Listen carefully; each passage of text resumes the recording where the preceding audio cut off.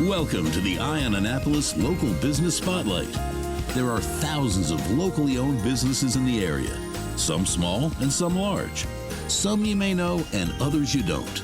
But one thing they all have in common is a great story, and we want to share it with you. Join us every Saturday as we talk to the founders, the owners, and the managers of local businesses you have come to know and love, and those you will come to know and love. Now here's your host, John Frenaye, with this week's Local Business Spotlight.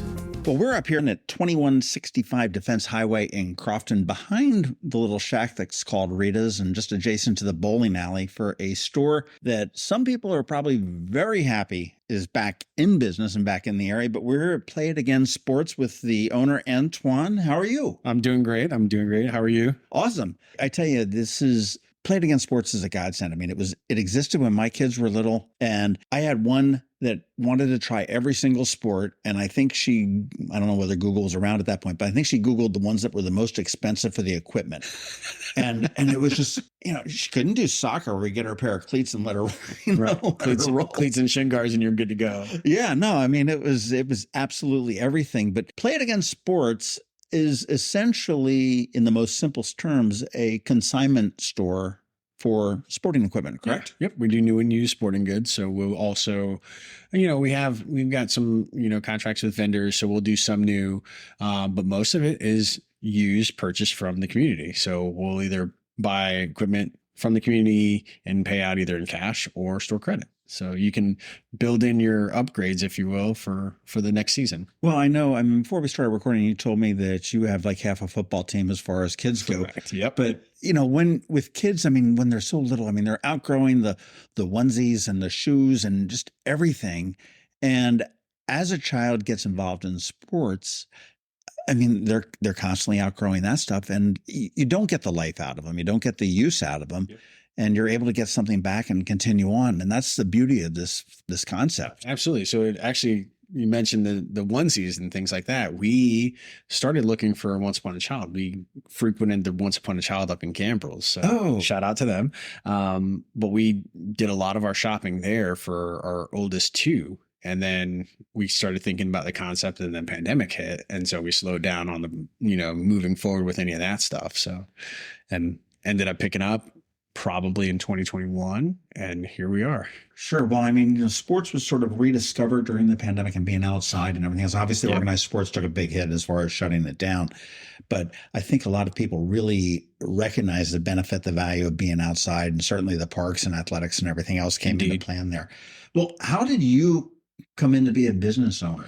So I've always had an entrepreneurial spirit. So once I got out of the military, I went to Chesapeake Energy in Oklahoma City. Was great for me for a while, and then I started doing field operations, and I would go out and visit different locations, different sites, rigs, and all that stuff. And I was the quality assurance operator, QA, for pipelines, and so I would make sure that everybody's qualified. And I loved being out with the people, and so that part led me back. I moved back to the East Coast and was doing financial advising.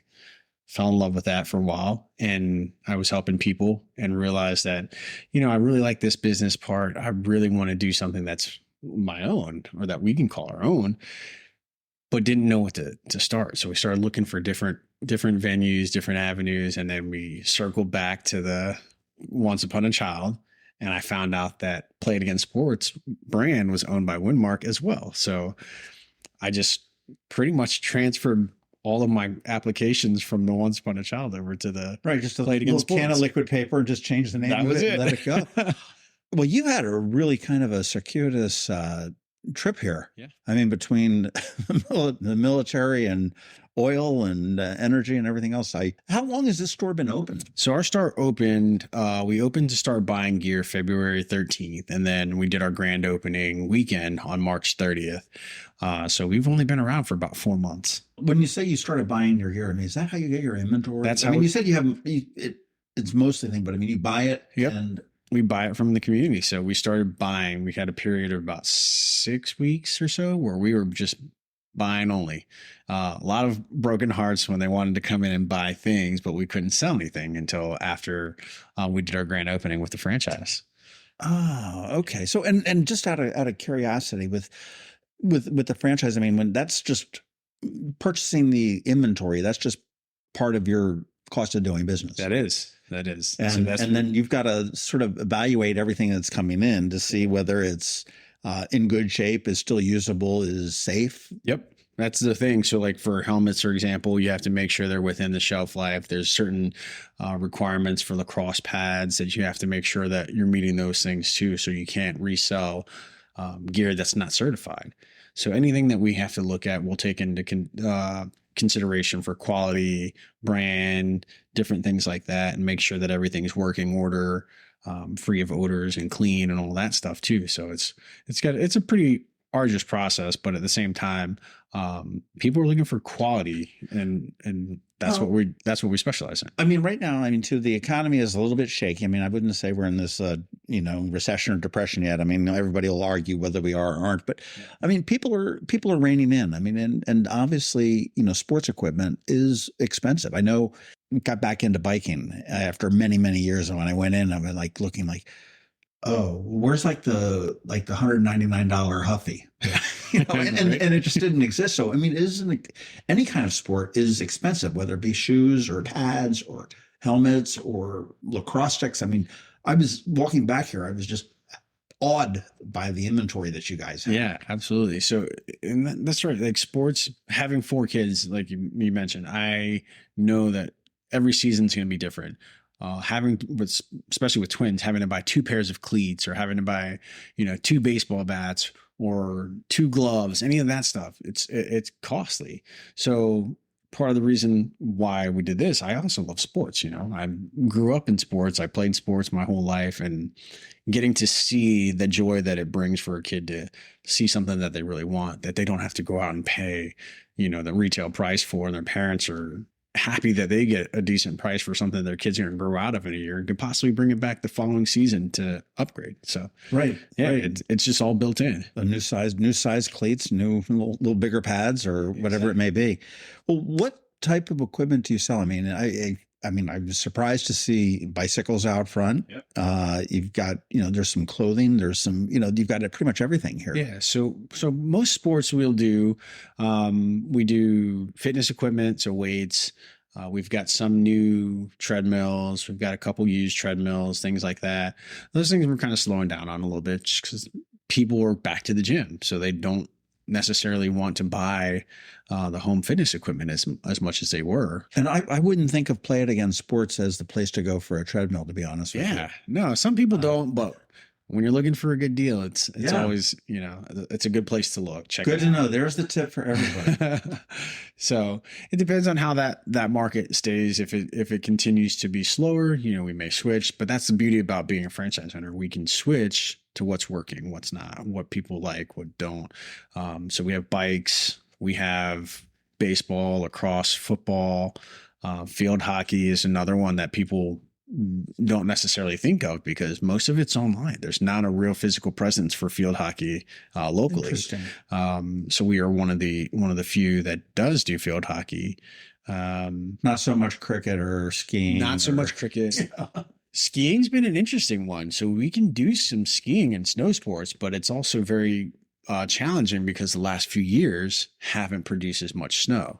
So people aren't getting as much use out of their snow equipment as they were previously. Like West Coast last year probably was really good, but our East Coast snow was almost non-existent. Do you guys work with other franchises? Like if you've had, let's talk about skiing. Like if the West Coast can't keep a ski in stock and you've got like 10 that you can't get out the door. Yeah. Is it a thing where you can work with other franchises to share inventory? We can absolutely work with independent owners. So if owners want to get rid of some things, that they'll post it, let us know, and we can either, hey, that's something that we're looking for. We can't keep those in stock. We need to get, does anybody have 10, 15 baseball helmets? We're looking to, supply or outfit a team, and we need some gear. So things like that. So it's really cool to work with the other franchises, and like locally, all of the franchise owners that are in Maryland get together as well. So, and one thing I do want to mention, though, I mean, you've mentioned that it is a franchise a couple different times, and we are all about supporting local businesses. And You are not some corporate guy from wherever the heck Windmark is. Okay. You live right around the corner. You went to school in Annapolis. You met your wife who's from Severna Park. You said you've got your kids that are going through school and making you lose your hair and everything else that's there. And you're hiring local people here. That's so, correct. When people hear franchise, a lot of times they go, "Oh my gosh, it's not a local company, or it's not that." It's anything but the truth. What a franchise, in my mind, is marketing. That's it. It's no different than writing a check to the Capitol or WBAL for running a commercial or TV or something like that. I mean, they play it against sports. Everybody knows the name of it. And that's it. We just need to tell them where they are, where you are here in Crofton, and that you're back and doing business. But it is totally a locally owned business. That's it. It's 100% locally owned. And like you mentioned, I've been in Maryland. I've been back in Maryland since 2015, but I've been here on and off since 2003. Right. So I, grew up in South Carolina, but I consider myself a Marylander. Like my family doesn't even, they consider me a Marylander now. So. Yeah. Well, you still haven't lost that whole, you're not quite a Yankee. No, we're still south of the Mason-Dixon line. Yeah, exactly. You're okay there. You're okay. Well, what type of equipment have you seen? I mean, in your, couple months that you've been open, what's the hot thing going out the doors or coming in the doors? So baseball, golf, and lacrosse have been really amazing for us right now. So, they're the three biggest that we do right now. And that's easy, by a long shot. And then you start trickling down into some other categories. You'll have the new fitness is a pretty big one for us as well. So the weights, some of the newer treadmills, equipment like that has sold pretty fairly.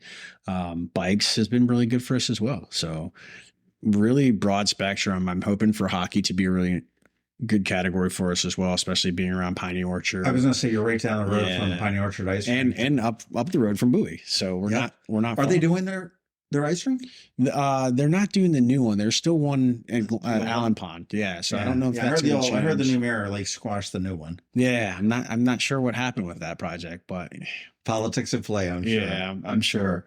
But yeah, we're excited about, being a local hockey provider as well. And once we figure out this season and how hockey goes for us, we may be doing some more like opening up with some other brands. So the Bauer CCM might be an option for us to do new gear. Okay. So that there's another option for people to buy new hockey as well. So interesting. Now, I'm assuming that your inventory fluctuates with the season. Correct.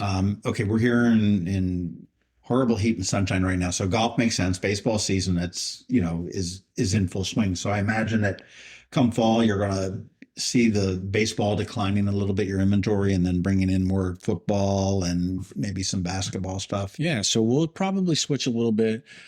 Baseball does go through fall ball now, and so we still have a pretty good market for baseball all the way through November, which is surprising. When I grew up, we did do fall ball, but it wasn't as prevalent as it now. So baseball is like the 3-season sport. You get spring, summer, and fall ball.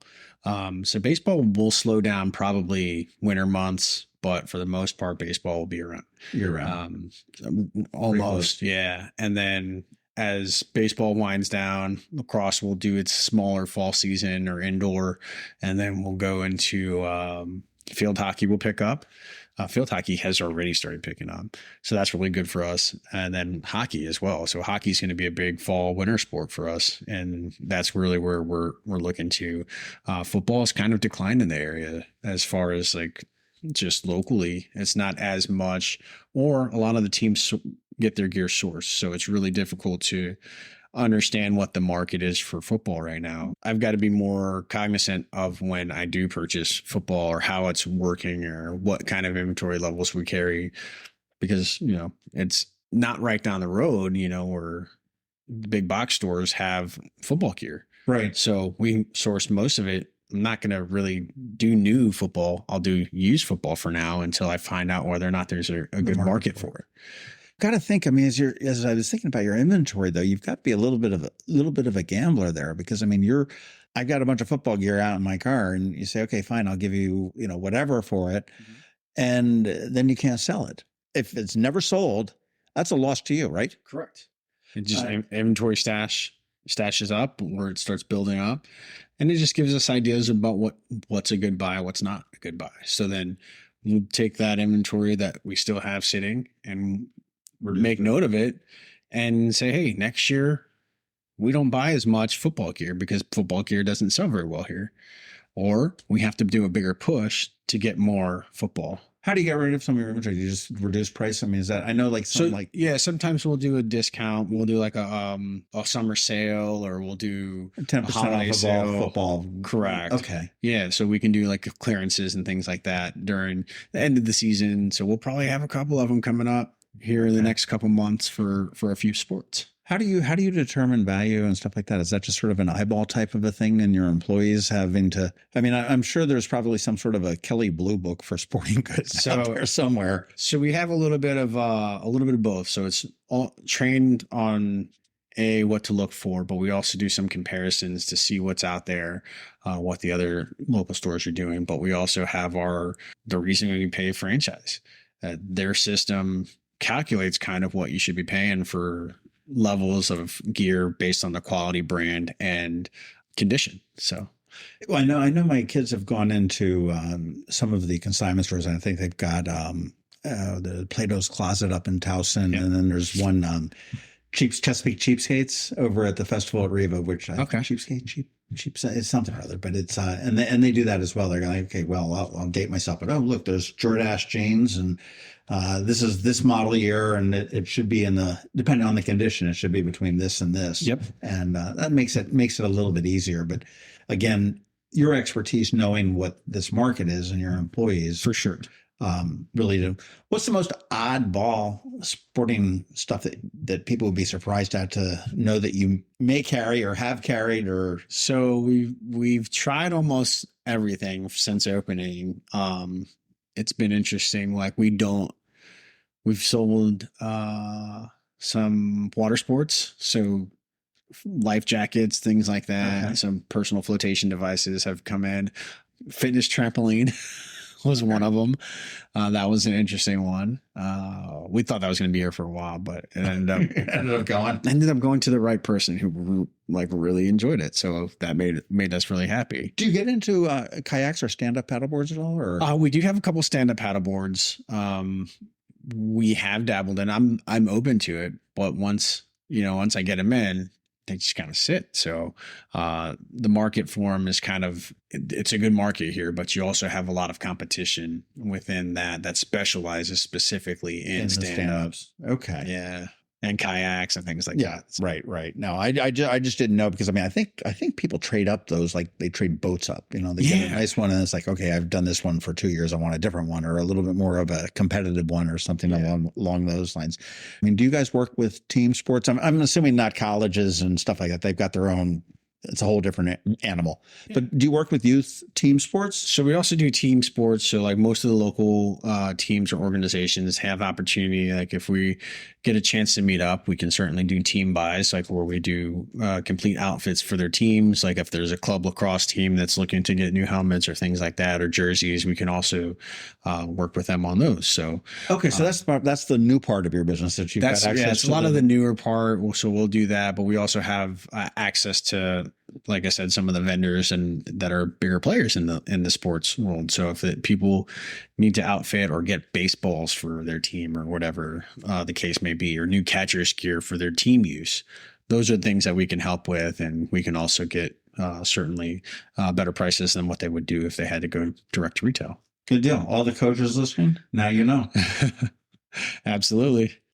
Do you have any future plans for Play It Again Sports or something else? What's new for what's on the horizon for Antoine? Are you just trying to get this all settled at this point? So I'm pretty ambitious. So I also do see myself growing as far as personally and professionally in the area.